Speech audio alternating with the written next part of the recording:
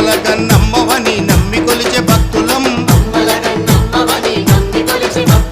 నిరంతరము నిన్ను తలచె నీ పాద దాసులం